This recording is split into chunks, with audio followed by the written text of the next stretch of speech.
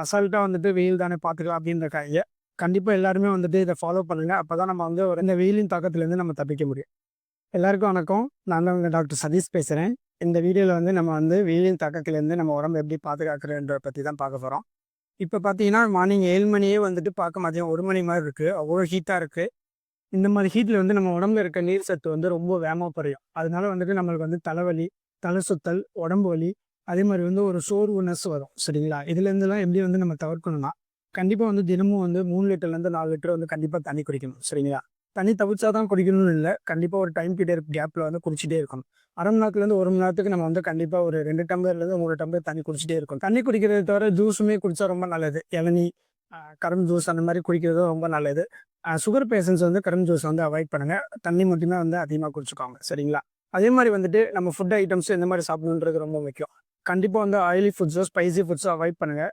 ஏற்கனவே வந்து நம்ம உடம்பு ரொம்ப ஹீட்டாக இருக்கும். அதோட இந்த மாதிரி ஆயிலி ஃபுட்ஸு ஸ்பைசி ஃபுட்ஸு சாப்பிட்றப்ப நம்மளோட பாடி டெம்பரேச்சர் வந்து ரொம்ப இன்க்ரீஸ் ஆகும். அதனால் வந்து நம்ம உடம்புல வந்து ஒரு சோர்வுத்தன்மை உருவாகும். அதோட சேர்த்து வந்து வயிறில் வந்து செரிமான பிரச்சனைகள் வரும். சரிங்களா? அதனால சரியாக தூக்கம் வராமல் இருக்கும். இந்த மாதிரி டைமில் மோஸ்ட்லி வந்து நம்ம வாட்டர் கண்டென்ட் ஃபுட்ஸ் வந்து அதிகமாக எடுத்துக்கணும். Like fruits and vegetables. நம்ம வந்து கண்டிப்பாக வந்துட்டு இந்த ஆயிலி ஃபுட்ஸு ஃபாஸ்ட் ஃபுட்ஸ் எப்படி அவாய்ட் பண்ணுறோமோ அதே மாதிரி வந்து வாட்டரி ஃபுட்டு வந்து ரொம்ப அதிகமாக இன்டேக் பண்ணிக்கணும்.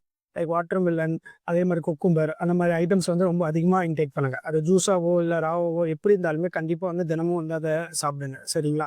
இதெல்லாம் வந்து நம்மளோட பாடியில் இருக்க வாட்டர் கண்டென்ட்டை வந்து நம்ம மெயின்டைன் பண்ணணும்.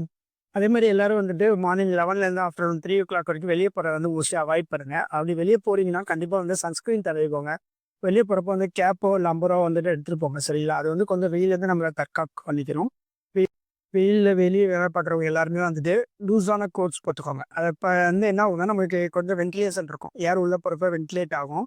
அதே மாதிரி வெயிலில் வேலை பார்த்துட்டு இருக்கப்ப சடனாக வந்து ஒரு மாதிரி ரொம்ப படப்படப்பாகுது, இது ஒரு மாதிரி மயக்கம் ஒரு மாதிரி ஃபீல் இருந்தால் உடனே ஒர்க்கை ஸ்டாப் பண்ணிவிட்டு ஒரு மரத்துக்கு ஒரு இண்டோருக்குள்ளேயே போய் கொஞ்சம் நேரம் ரெஸ்ட் எடுங்க. அது வந்து கொஞ்சம் வந்து நம்ம அந்த சூட்டை வந்து குறைக்க ஹெல்ப் பண்ணும். கண்டினியூஸாக ஒர்க் பண்ணிகிட்டே இருக்காது. எல்லாருமே கண்டிப்பாக ஹெட்டுக்கு ஆயில் அப்ளை பண்ணுங்கள்.